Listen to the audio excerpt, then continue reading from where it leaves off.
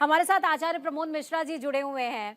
अभी अभी उन्होंने हमें ज्वाइन किया है। आचार्य जी बहुत सुंदर गाते हैं। आचार्य जी, राम नाम का कीर्तन हर कोई तर जाए और राम नाम का जाप हो तो रत्नाकर भी वाल्मीकि बन जाए। बात चर्चा राम की हो रही, तो सबसे पहले हम बोलेंगे प्रेम से बोलो जय सिया राम। तो राम के साथ राम वह दिव्य नाम है जिसके माध्यम से यहाँ पर बाली कहता है भगवान राम से, प्रभु भगवान ने जब कहा बाली को कि अगर तुम चाहो मैं तुम्हें अमरता का वरदान दे सकता हूँ, तो बाली कहता है कि बाली कहता है कि जो है बार बार मुन जतन कराही अंत राम कही आवत नहीं। ये दिव्यता राम के नाम की कहता है। साथ साथ बाबा तुलसी कहते हैं रामचरितमानस में कि महामंत्र जोई जपत महेशु काशी मुक्ति हेतु उपदेशु। यानी महामंत्र वो क्या है? वो राम ही है जो उसको महामंत्र कहा गया। और राम के नाम से कहते हैं कि अंतमति सो गति, अगर अंत में राम का नाम ले लिया तो गति निश्चित होती है। दूसरी बात, बाबा तुलसी रामचरितमानस के आरती में गाते हैं, गावत वेद पुराण अष्टदश छो शास्त्र सब ग्रंथन को रस मुनिजन धन संतन को सरबस सारे अंश सम्मत सब ही की आरती श्री रामायण जी की, आरती श्री रामायण जी की। तो राम की दिव्यता, राम के बारे में बहुत ज़्यादा कुछ कहना या बहुत ज़्यादा कह पाना बड़ा मुश्किल होता है, क्योंकि वो बुद्धि, वो बल माता शारदा में नहीं है, भगवान शेष में नहीं है, किसी गायक में नहीं है, किसी कवि में नहीं है। तो हम लोग आम इंसान हैं, क्या कह सकते हैं, क्या विशेषता हम राम के नाम की दे सकते हैं? तो महाराज जी देखिए, कहा जाता है, कहते हैं कि दशरथ जो थे वो देवासुर संग्राम में देवताओं की तरफ से युद्ध लड़ा करते थे, लेकिन जब इंद्र के दरबार में जाते थे और उठते थे तो वो सिंहासन धुलवाया जाता था। क्यों? क्योंकि उनके पास कोई पुत्र नहीं था, कोई बच्चा नहीं था, वो निसंतान थे।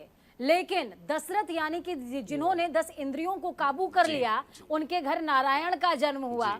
और आज हम दशरथ के महात्म्य की भी बात कर रहे हैं। तो दशरथ की साधुता, दशरथ जी के महात्म्य पे अगर कुछ आप बता पाएं। बिल्कुल, दशरथ जी देखो, सीधी सी बात की, जब मनु शतरूपा ने तपस्या की भगवान की और भगवान वहाँ प्रकट होते हैं, वह आदि पुरुष जिसे हम नारायण कहते हैं, जिसे हम परमात्मा कहते हैं, वह जब प्रकट होता है तो वह परमात्मा के रूप में वो जो है मनु शतरूपा से ये वचन देते हैं, उनको आशीर्वाद देते हैं कि मैं तुम्हारे पास 3 बार जन्म लूंगा। और वही कौशल्या और भगवान दशरथ जी हैं, भगवान के यहाँ 3 बार आते हैं। कैसे कैसे आते हैं? इधर दशरथ कौशल्या के त्रेता के रूप में राम के यहाँ आते हैं, उधर कश्यप और अदिति के रूप में 52 भगवान अवतार लेते हैं, इधर देवकी और वसुदेव के रूप में भगवान, इनके यहाँ भगवान कृष्ण के रूप में अवतार लेते हैं। तो 3 जन्मों का जो आशीर्वाद था और वचन था वो भगवान 3 बार निभाते। तो यहाँ पर जो कौशल्या दशरथ के भगवान लेते हैं राम के रूप में, यहाँ भी वही पुरानी बात है, पुरानी कथाएं जो रामचरितमानस के बाल कांड से जुड़ी होती हैं।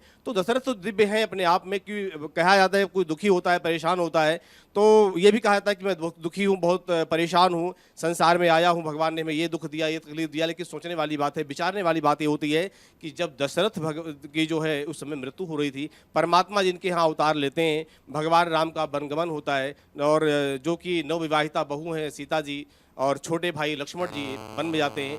तो उस समय गुरु वशिष्ठ जी कहते हैं कि जो है बिलक कहो मुनिनाथ, यानी जो भरत जी बार बार बिलकते हैं, बार बार परेशान होते हैं, रो होते हैं, तो कह रहते हैं कि एक चौपाई बड़ी सुंदर सी है, थोड़ा सा विचार में नहीं आ रही, बड़ी सुंदर चौपाई है। तो इसका एक लाइन यही आती है कि बिलख कहो मुनिनाथ, यानी तो जो है मुनियों के नाथ, यानी वशिष्ठ जी जो गुरु हैं, ब्रह्मा जी के पुत्र हैं, वो भी बार बार दुखते हैं, परेशान होते हैं, रोते हैं। ये कहते हैं कि जो है संसार में क्या ऐसा है जो कि सृष्टि में नहीं होता है, और सब कुछ यानी हानि लाभ जीवन मरण जस अपजस विधिहात, इस तरह से जो है कहते हैं वशिष्ठ। तो दशरथ जी तो भाई अपार महिमा है, जिनके यहाँ साक्षात परमात्मा अवतार लेते हैं, परमात्मा का अवतरण होता है, भगवान राम का अवतार लेता है। जी कुछ बोल, चक्रपाणी जी बोलिए। चक्रपाणी जी, हाँ वही है पूरा जो पूज्य महाराज जी बोल रहे हैं। सुनहु भरत पर बल बिरख, सुनो भरत भाभी प्रबल बिलख कहो मुनिनाथ, हानि लाभ जीवन मरण जस जस विधिहात। जय हो। बिल्कुल बहुत सुंदर। आगे भी बढ़ेंगे। अगर कुछ चौपाइयाँ, क्योंकि चौपाइयों का अगर दौर शुरू हुआ है तो जरा चौपाइयाँ अगर महाराज जी आप कुछ सुना पाए।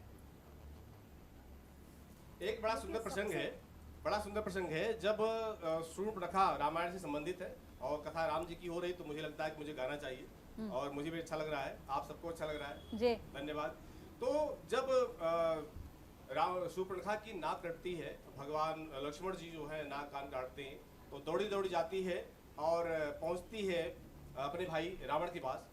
तो कहती है कि भाई दो लड़के राम लखन इस दंडक वन में आए हैं, भाई दो लड़के राम लखन इस दंडक वन में आए हैं, हमराह एक सीता नामी सुकुमारी नारी लाए हैं। तो रावण कहता है कि ठीक है लाए हैं, क्या तुमने कोई वार्तालाप नहीं की, और हमारे दो भाई और हैं जो उस वन में रहते हैं, खर और दूषण, क्या तुमने उनसे संपर्क नहीं किया, क्या तुमने उनसे सहायता नहीं मांगी। तो शूर्पणखा कहती है कि सहायता तो मांगी मैंने उनसे, यहाँ तक कि उनका काम तमाम भी कर दिया मैंने, ऐसा भी कहती है।